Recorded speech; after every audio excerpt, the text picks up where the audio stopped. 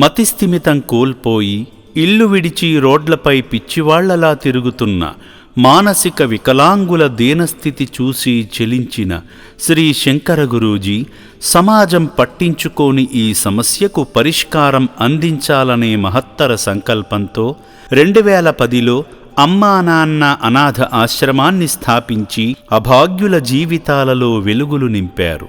ఆయన ఆశీస్సులతో ఆశ్రమం స్థాపించిన ఈ 15 ఏళ్లలో ఎందరో అభాగ్యులను అక్కున చేర్చుకొని కూడు గూడు వైద్యము అందించి మామూలు మనుషులుగా మార్చి సొంతవారి చెంతకు చేర్చిన ఘనత ఈ ఆశ్రమానికే దక్కుతుంది. అలా శ్రీ శంకర గురూజీ స్థాపించిన అమ్మా నాన్న అనాథ ఆశ్రమం ద్వారా మరో అభాగ్యురాలు సొంతవారి చెంతకు చేరుకుంది.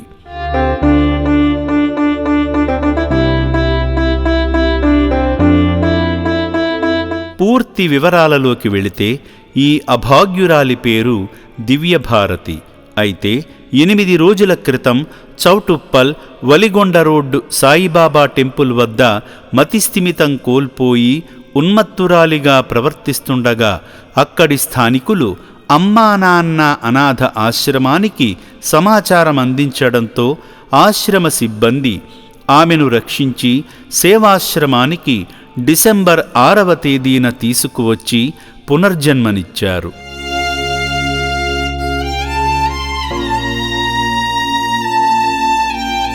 శ్రీ శంకర గురూజీ ఆశ్రమ ప్రశాంత వాతావరణం, మెరుగైన వైద్యం కారణంగా ఆమె మానసిక స్థితిలో మార్పు వచ్చింది.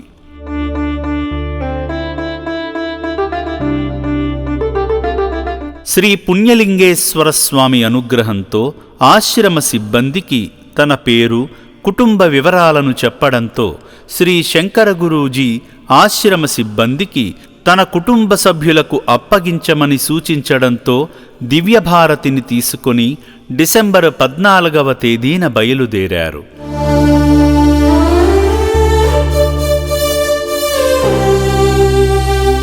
ఆమె చెప్పిన వివరాల ప్రకారం సూర్యాపేట జిల్లా కోదాడ మండలంలోని పెద్దగోలితండా గ్రామం వద్దకు తీసుకువెళ్లగా సిబ్బంది అక్కడి స్థానికులతో మాట్లాడారు. అయితే దివ్యభారతికి భర్త ఉన్నాడని, ఒక కొడుకు కూతురు కూడా ఉన్నారని తెలిసింది. కుటుంబ గొడవల మధ్య మానసికంగా కృంగిపోయిన దివ్యభారతి 4 నెలల క్రితం ఇల్లు విడిచి వెళ్ళిపోయిందని చెప్పారు.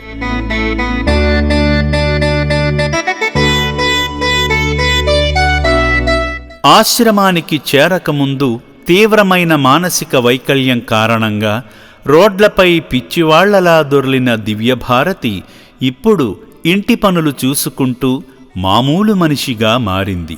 దివ్యభారతి ఇక నుండైనా సొంతవారి చెంత సంతోషంగా ఉండాలని కోరుకుందాము. ఈరోజు దివ్యభారతి లాంటి ఎందరో మానసిక వికలాంగులు మామూలు మనుషులుగా మారి సొంతవారి చెంతకు చేరుతున్నారంటే దానికి కారణం అమ్మా నాన్న అనాథ ఆశ్రమాన్ని స్థాపించిన శ్రీ శంకర గురూజీయే. అమ్మా నాన్న అనాథ ఆశ్రమం ద్వారా ఆయన సేవలు నిరంతరం కొనసాగాలని మనసారా ఆశిద్దాము.